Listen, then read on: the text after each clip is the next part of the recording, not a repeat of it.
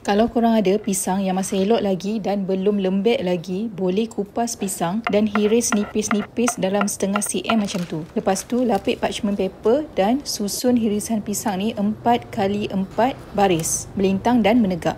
Cover pisang dengan paper dan tekan dengan dasar gelas supaya pisang-pisang tu melekat antara satu sama lain. Macam ni.